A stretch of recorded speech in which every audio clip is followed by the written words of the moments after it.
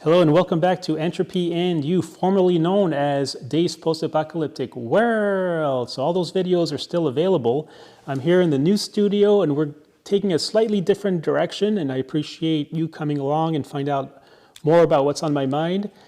And so the big question is, how and why are we here? And a lot of us adopt the idea, and we know that we're made of star stuff, right? Made famous by Carl Sagan. And I'd like to know, how do we go from randomness or star stuff to us, to the complexity that we are, when we intuitively we know that the world is going from order to disorder, and yet you've got all these ordered structures. And so actually you wrote a whole book about this, The Symphony of Entropy, available at Amazon. And what I'm going to talk to about in this new series is basically how that comes about. Today we have answers for all of this, and I'll take this opportunity to caution that we're going to talk about things that could be sensitive to some people if you have a belief system that says other things. And here we're just interested in the ultimate truth, the science way, which means that if there were aliens 3 galaxies away, they would come up with the same scientific, thermodynamic kind of conclusions that we are. And this is what I'm fascinated by. And so on this channel, we're starting humble, because the first video, the previous one, there were only less than 100 viewers to it at the time of the making of this second video 3 days later. And I did promise that I'll read people's comments if there were only 3 in the previous one, but I'll read it for the next video. If you're interested in saying something or asking a question, I will acknowledge it if it's appropriate to the topic. And so Jean-Marc Gruninger says, maybe the T-Rex should have been bigger. Well, thank you. Stricter says, woohoo, new video. It's been a while. It's been about 3 years since I've done a long-form video, and I hope to come to start doing these actually live. So I'm going to do this whole video today in one take with these programmed PTZ cameras and such. And then but very soon I want to go live so I can actually interact with the people that are interested in this stuff. And again, this is humble beginnings. My goal is to actually make a few friends, and I've written it down that in the next year I hope to make 5 friends that maybe are into this stuff and that we can interact with on a regular basis, and even go live speaking on these videos. And the third comment was from Prong4129, fascinating concept, looking forward to more of these videos. Well, thank you, that is encouraging. But again, we're sitting here on a golden ticket, I like to say, to that chocolate factory. And so there's no huge rush. There's not that many people interested right now in all of what we're doing here. And so it's a good time to hone in on my skills and hopefully get better at it. And I just had to get this little thing here. So it's a pretty complex system, and we're going to start out by going over to the wall.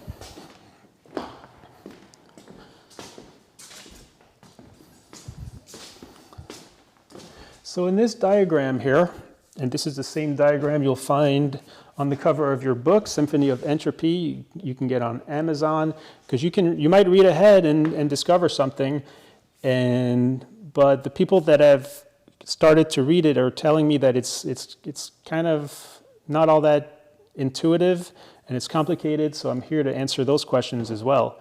And so here's the Big Bang over here, and this is where we started out, and everything goes towards ultimate dissipation, nothingness, the great heat death we call it, but that's not for another trillions and trillions of years. We've got a long way to go.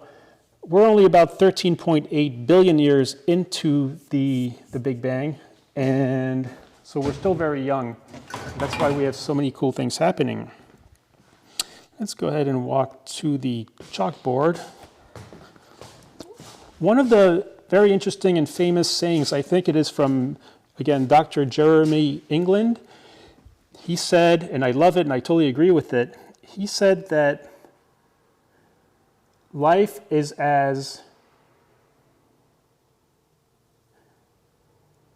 the evolution of life is as sure as a ball rolling down a hill. So the fact that complex systems, including us living on this planet, and here I'm going to pause this particular view. In the previous video, I wasn't able to stop the cycling of the angles of the camera, and I noticed that I would like to be able to stop it on a certain angle if I could, and so I did that today. And the reason I mentioned that is because there is an evolution to any skill or something that we're passionate about. So in this case, I'm doing these videos I'm publishing them very imperfectly because I'm learning as we go, but they always get better or more or tighter or more interesting, or maybe I start to flumfer a little bit less when I speak and I become more comfortable in front of the camera. And this is another reason why I'm okay being humble and showing you all the imperfections, and there should be a progression from one video to the next, much like there's a progression of evolution on the evolution of life, or let's say the automobile, starting with the Model T, going to modern cars today. There's always an arrow of time. It always goes in only one direction. If you go to the patent office, for example, all of the inventions would be to go to a place where things were less efficient, less fast, less optimal, if you will. And so this is what goes behind the theory of optimally dissipative configuration. This is the granddaddy of why everything happens. This connects the intelligence of us with the intelligence of the universe. But back to the ball rolling down a hill. So how is the evolution of life like a ball rolling down a hill if things are always supposed to get more dissipated, more random, more going from order to disorder? And the answer to that is that, let's say you have two planet Earths. One is without humans, one is with humans. The one with the humans that are able to utilize potential energy and use it up in a more dissipative way or exert heat is actually more entropic than the one without it. So here we're finding that the driving force behind why complex systems should exist and not, and this is true for the making of nebulae, stars, if we look at weather systems with the hurricanes and storms, all those beautiful structures emerge because the end result is more entropy than not. So it took me years to start to grasp this, so I hope you maybe slowly but surely find the beauty in this. And so one of the big questions at the beginning of the book, The Symphony of Entropy, is the big question of, let's say we create a modern day airplane that's got millions of parts put together intricately, all working together for a single purpose of serving the human. And the humans created that airplane, so the next question is, what created the human? And so the obvious answer is some higher power or God or the wonderfulness of the universe. But I would ask, what is the similarity between the creation of us and the creation of the airplane?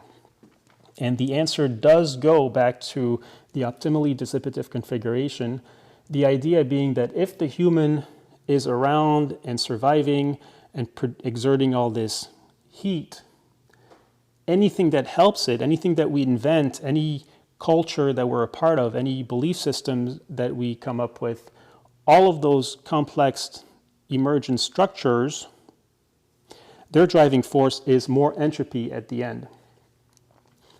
So the first law of thermodynamics is that you can't create or destroy matter or energy. The second one is the entropy. And so when I introduce the optimally dissipative configuration, we're going to put that at the 2.1. If we could amend the second law, this is where I would put it. And I've never done this before. I'll introduce this new formula. It's kind of cute and simple, but it's, so S represents entropy. We're going to add ODC, optimally dissipative configuration, equals us. So this is my claim, this is what I'm saying, and I think it's pretty exciting and new. And the idea is that without the ODC, you've got entropy kind of like causing randomness. We understand that entropy exists and it's a huge force and power, but the ODC part of it is the part that gives it structure and direction. So this is brand new. I don't think anybody's ever seen this before because I've never done it. And I stand by the fact that this works for pretty much anything that exists ever. Anything that you see around you, any snapshot of any structure that you see, you can break it down to the fact that if it's human invented, then it's helping the human in some ways. And then that adds to the entropy of the universe. And that's the great thing that connects all of us. So now we're going to walk over to the holodeck and have some fun over here. Hopefully it's working. So there's a lot of moving parts here. So this is the hurricane that we mentioned before. And what I like about these, this is a relatively simple, complex structure, but what I like about these is how it's symbolic to so many things that we're going to get into, and that's just a stupid cat. So we're still in the old schoolhouse building, and right now the reason that you see all this light behind me, it's that it's still early morning and we've got a nice bright sunshine coming through, and so I didn't calibrate my lights yet, and so maybe that's something in the future I can work on, but it might be fun also to see like all the imperfections. And so one of the things that I find really interesting is if you drop some black ink into some water here, I think it's absolutely beautiful. And what we intuitively know is that when we put a dye or an ink in water, for example, that ultimately it's all going to be dark or pink or whatever color your dye is. And that's a very intuitive thing that we have. And we start to see structures forming in swirls here and there, and it's almost reminiscent of our galaxies, which actually, that's not a coincidence. That's because the same laws of physics work on a large scale and on a little scale. So if we look at some more complex and beautiful paints in the water, I really like how, if we kind of zoom in on these a little bit, as I work on my system here. We zoom in, looks a lot like nebulae, and this is a nebula from our actual galaxy, and we see swirls there forming in the back, looking so much like hurricanes and nebulae, and ultimately our galaxy, or some other galaxy.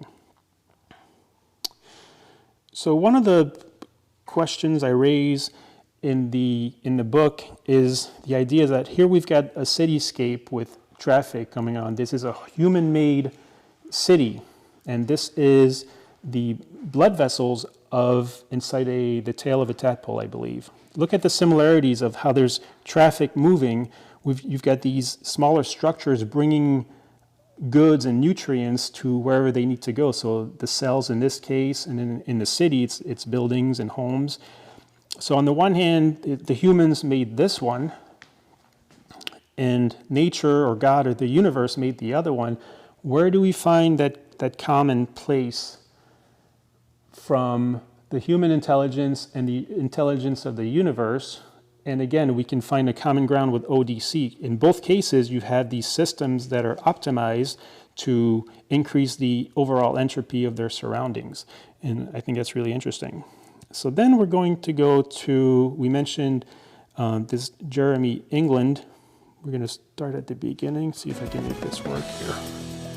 What is the origin of life? It's a question scientists, philosophers, and theologians have debated for centuries. If you believe one widely accepted scientific theory, life on Earth was one big happy accident, overcoming the astronomical odds against it. But a new notion is rocking the scientific world, claiming that's not the case at all. Jeremy England is a physics professor at MIT who says life coming into existence on Earth was rational, predictable, and really almost bound to happen. Jeremy, welcome to Greater Boston. Thank you very much for having me. So you just heard my attempt to describe the work you're doing. I don't know if I've got it quite right. I'm fascinated by what you're doing, but you're going to need to explain it in very simple terms for me and for our viewers.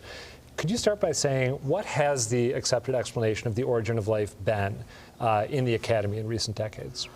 Well, I shouldn't hope to fully speak to that question, but I think that one could say that we've had for a long time a much better idea of how life diversifies and turns into all the different things that it is than we have had how it all got started at the beginning. Mm-hmm. So on the one hand, you have this notion that if you have a bunch of heritable traits and you pass them on to your children, then the future ends up accumulating lots of traits that help you get along in the environment that you live in, and that's been around. And that's everything Darwin. From eye color to opposable thumbs, anything like that. Of course, and things at the molecular and the cellular level as well. But there's also this question of how do you start with something that can be apparent? How do you start with something that looks to us like a basic building block of life at the cellular level? And I wouldn't say that we're at all really even scratching the surface on that yet in my group at MIT. But what we are starting to try to think about is, what do we understand life to be from the perspective of physics in terms of its physical properties, and how might we explain the emergence of life-like properties in matter made of things that we model as obeying Newtonian mechanics? And to the extent that you can, for the non-scientists among us, what is the theory, if that's the right term, that you've come up with? Well, what we've started out by thinking about is just, what are the things that living things do that are impressive to us and very distinctive, although not unique to living things? What's distinctive about life in terms of its physical properties?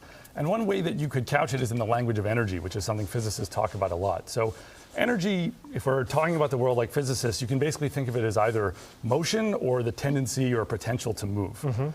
And when we think about how energy flows through living things, what's interesting is that they're very good at finding sources of energy in their environment and coupling to them and channeling that energy through them. Like a plant, for example, conducting photosynthesis. A plant is a perfect example. So you have light coming in from the sun, and the plant is really good at soaking it up, and then it dissipates that energy back into the surroundings as heat. So there's this directional flow of energy where it goes in as a form of energy we call work, and it goes out as heat. And what we started to think about from the perspective of physics is just, if I have a clump of matter and it's sitting in a bath at some temperature, like the air or water around it. And you're talking inanimate matter, right? Yeah, Not so life. Something we wouldn't think of as being impressively alive in any way. Then it's experiencing some kind of time-varying drive in its environment, like light, or it's getting hit with a hammer or whatever else. What happens to the physical properties of that clump of matter over time? And what we think we now have is an argument for why, in general, you should expect a very broad set of cases to have the matter jump through different shapes and get better and better at absorbing energy from its surroundings. So it's an argument made in terms of physics, but it starts to point in the direction of how, even before you have something like a cell or something like DNA, there may be this general tendency to learn more about how to get energy from the environment that just comes from Newtonian mechanics. So it's almost inevitable when you construe it that way. If the circumstances are right, being hit with energy, and you said in a bath, right? Yeah, so when I say bath, it's actually kind of a technical use of the term, but it's the idea that you're at some temperature. Because when physicists think about air or water, they think about a bunch of extremely tiny, very numerous billiard balls flying around in no particular direction, and they're bouncing off of things and buffeting them and knocking them this way and that. So there's an element of random. Okay, we'll get back to these billiard balls. I did want to show something here about the arrow of time. Remember how we talked things go from in only one direction? So here you've got a big cat, a big floof, and here you've got a little floof. So this is what I wanted to demonstrate here. You've got a big cat, and just like us, we start out as babies and end up being not so babies, at least physically. And here, I just wanted to show in a cute way that things only go in one direction. So this is Nebula when she was a little floof, and now she's a big floof. And there's a reason for that. So that goes back to what we're talking about, is that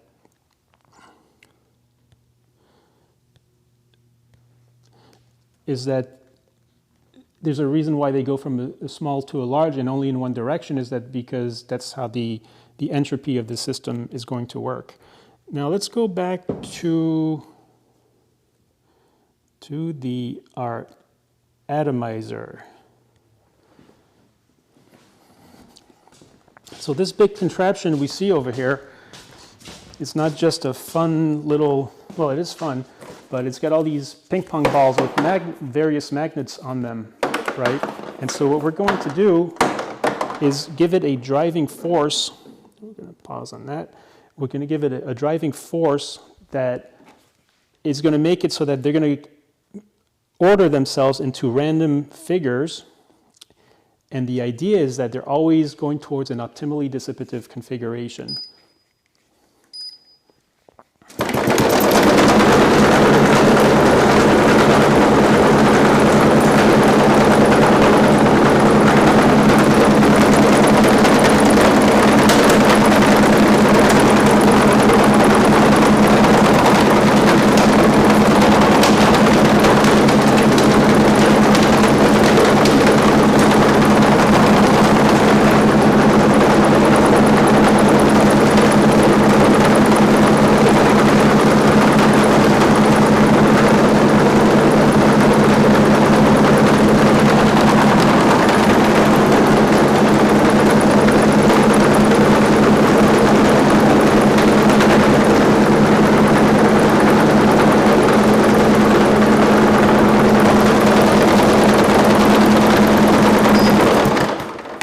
Okay, I wanted to stop on this view here. Again, I was able to pause it, whereas last video I wasn't able to pause it on this exact view.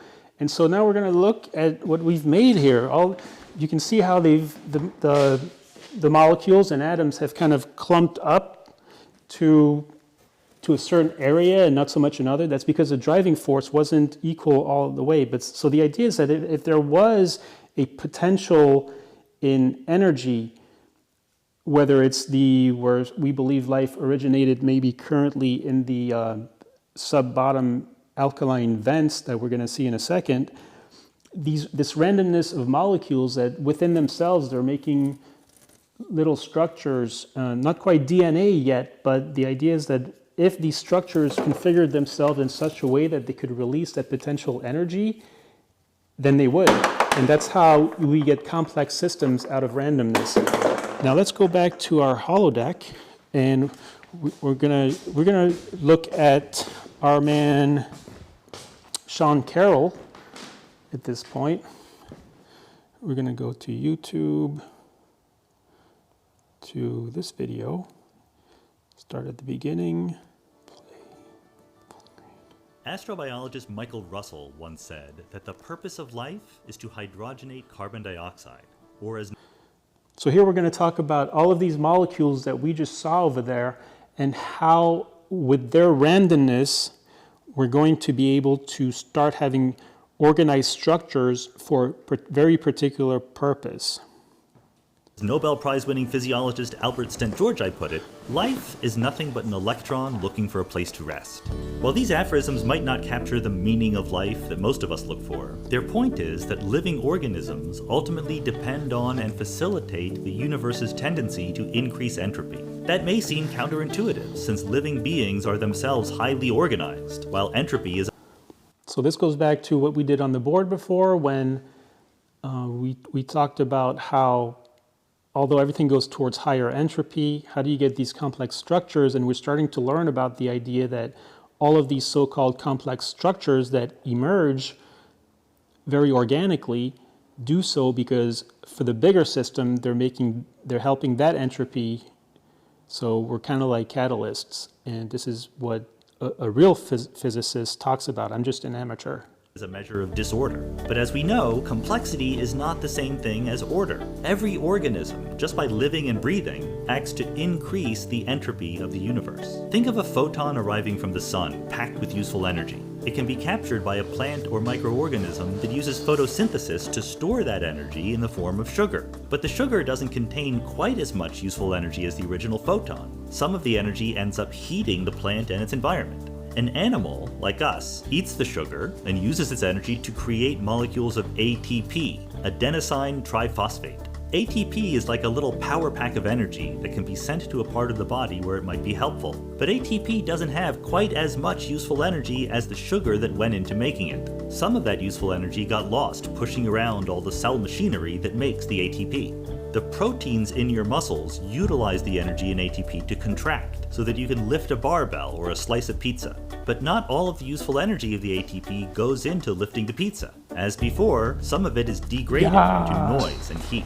Not only that, ATP's useful energy can also be used to repair broken down cells or organs, again becoming less useful in the process. The pattern here is obvious. Every step along the way, the energy in that original photon is gradually degraded, entropy increases, and at the end, all that's left is an organized but slightly warmer plant and cell and muscle, plus some high entropy infrared light that gets radiated out into the universe. Energy transforms from useful to useless in the cause of keeping organisms like us alive. In fact, life itself may have arisen because of entropy. The early Okay, here it comes. So we're showing how any kind of complex life form ultimately helps the increase of entropy of the system in a local manner. And here he's going to talk about the sub-oceanic vents where we think a lot of was a perfect cauldron or primordial soup for all these random atoms and molecules that we just played around with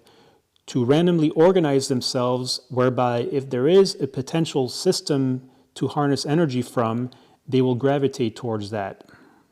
Earth had pockets of low entropy conditions full of useful energy, like warm alkaline vents on the ocean floor. But there may have been no simple chemical reaction that could take advantage of that energy, use up its usefulness, and allow the entropy to increase. There were, however, more complicated chains of reactions that could do the job. In just the right circumstances, an appropriate network of chemical reactions might find a way to sustain itself by tapping into the useful energy in its environment. Some networks might have become embedded in molecular membranes, the precursors of cell walls, and broken away from their point of origin, becoming the first living organisms. Maybe that's how life began, a complex...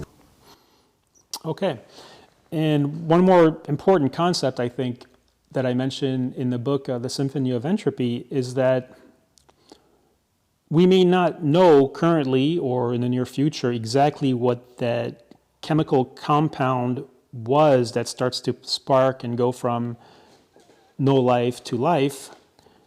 However, regardless, we know the concept of how it happened, and this is because the idea of optimally dissipative configuration works with absolutely any system in the world, from, as I say in the book, from the design of your kitchen to your morning commute. I was parking at Aldi the other day, and I thought to myself, what does my brain go through in figuring out the perfect parking spot for myself, right? So I consider how close it is to the entrance, whether my car is backed up or pulling into the space. So let's say you park in the first space and you see an open space in front of you, you realize if you go a little bit further, you get to actually pull out and not have to pull backwards, which could be an advantage in your daily comfort. And hopefully this may start to click at how universal and important this whole optimally dissipative configuration is. And although it can be controversial, and with that I will segue into, let's go out to our mezzanine, get rid of this guy so I can turn this guy on and off over here. We're over there, and we're gonna go over to underneath the dinosaur. Over time, hopefully I get more comfortable with this and we can go to a live show. So there's no post-editing because all the camera angles are already done, and I'm able to bring up videos and photos as we go. What I was saying is that what we're currently talking about can be controversial and even offensive to some people, because we're suggesting that life, as we define it, emerged organically and normally like a ball rolling down a hill. There was no divine intervention in this theory or science concept. And today we're able to talk about that. And I feel compelled actually to share this information in a similar way that I'll compare it to Galileo, where there was a time when it was known absolutely that the Earth was the center of the universe. And that's because that makes sense with what we had at the time. But then people come along with a telescope and they're seeing that, the planets aren't quite following the other things, and why is that? And eventually we work out a model where the Earth is actually one of the many planets that goes around the sun, and that was very bad news or very annoying news for the prevailing belief of the time. And in fact, so we have a situation, yes, it's science, he's right, there's no denying it, but it doesn't quite go with the grain of the current culture.